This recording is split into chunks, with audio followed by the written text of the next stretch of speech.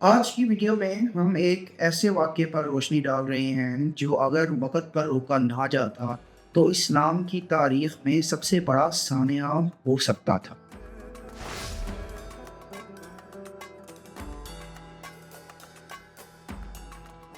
سلطان کا خواب 557 ہجری کا سال تھا۔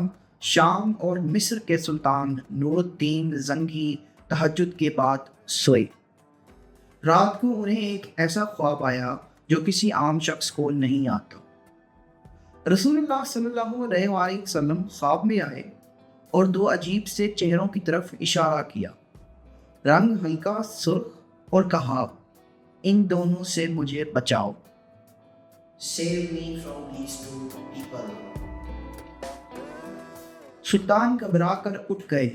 اگلے دن پھر وہی خواب، تیسری رات پھر وہی پیغام، 3 رات ایک ہی خواب، ایک ہی حکم۔ سلطان نے بات کسی سے شیئر نہیں کی سوائے اپنے معتبر مشاورتی شیخ جمال الدین المصلی سے۔ شیخ نے صرف اتنا کہا، سلطان یہ خواب نہیں، یہ دعوت ہے، آپ کو فوراً مدینہ جانا چاہیے۔ تو سلطان نے 20 وفادار لوگوں کو تیار کیا، بنا کسی جنگ یا شہرت کے، صرف اللہ کے بھروسے پر ایک خاموش قافلہ مدینہ کی طرف روانہ ہو گیا۔ 16 دن کے سفر کے بعد وہ رسول اللہ صلی اللہ علیہ وآلہ وسلم کے شہر میں داخل ہوئے۔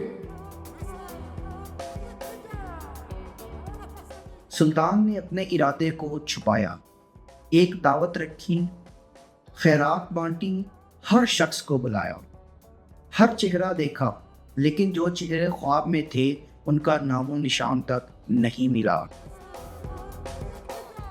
پھر کسی نے کہا، 2 موروکن لوگ ہیں لیکن وہ خیرات نہیں لیتے بلکہ لوگوں کو کھلاتے ہیں، روزے رکھتے ہیں، تہجد پڑھتے ہیں، ہر وقت مسجد نبوی یا قباء میں رہتے ہیں۔ سلطان نے انہیں بلوایا۔ جب وہ سامنے آئے، سلطان نے صرف ایک بار دیکھا اور اسی وقت سمجھ گئے، یہی وہ 2 شخص ہیں جن کی طرف رسول اللہ صلی اللہ علیہ وآلہ وسلم نے اشارہ کیا تھا۔ تحقیقات۔ ان سے پوچھا گیا، کہاں سے آئے ہو؟ انہوں نے جواب دیا، ہم موروکو سے ہیں، حج کے لیے آئے ہیں اور چاہتے ہیں کہ رسول اللہ صلی اللہ علیہ وآلہ وسلم کے قریب زندگی گزاریں۔ سلطان نے کہا، چلو اپنا گھر دکھاؤ۔ گھر مسجد کے بالکل قریب تھا۔ اندر جا کے سلطان نے ایک پرانا فرش دیکھا، اس کے نیچے ایک تختہ تھا۔ تختہ اٹھایا گیا اور نیچے سے ایک تازہ کھودی ہوئی سرنگ ملی۔ وہ سرنگ رسول اللہ صلی اللہ علیہ وآلہ وسلم کے مکان تک جا رہی تھی۔ یہ دونوں رات کو مٹی باقی قبرستان میں لے جا کر ڈالتے تھے اور دن میں نیکی کا نقاب پہنے رکھتے تھے۔ جب شخصیت کھلی تو دونوں نے قبول کیا، ہم کرسچن جاسوس ہیں، اندلوسیا کے بادشاہ نے ہمیں سونا دیا، ہمیں کہا گیا کہ رسول اللہ صلی اللہ علیہ وآلہ وسلم کا جسم چرا کے لاؤ۔ انہوں نے کہا، جب مقام کے قریب پہنچ گئے، زمین ہلا، بجلی چمکی، لیکن ہم رکے نہیں۔ سلطان کا فیصلہ۔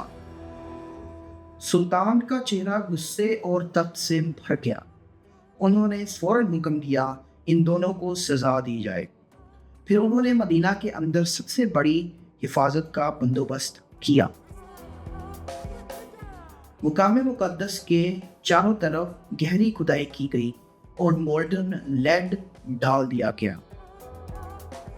نہ کوئی زمین سے نہ اوپر سے اب کوئی رسول اللہ صلی اللہ علیہ وآلہ وسلم کے مقام تک نہیں پہنچ سکتا۔ سلطان نے مدینہ میں کچھ دن اور گزارے، دار الضیافہ میں رک کر صدقہ دیا۔ وہ گھر جہاں یہ جاسوس رہتے تھے آج مسجد نبوی کے صدر وال کے باہر ہے۔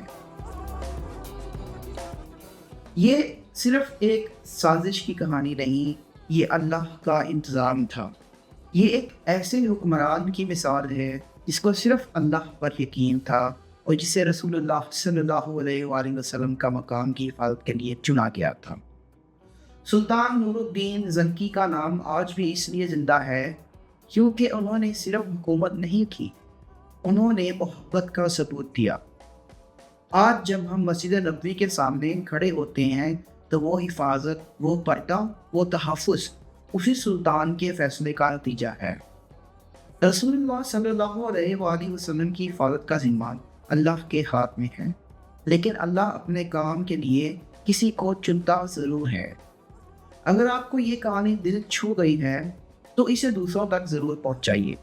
رسول اللہ صلی اللہ علیہ وآلہ وسلم سے محبت لفظوں سے نہیں، عمل سے ہوتی ہے۔ آپ کا بہت شکریہ کہ آپ نے اس ویڈیو کو دیکھا۔ جزاکم اللہ خیرا۔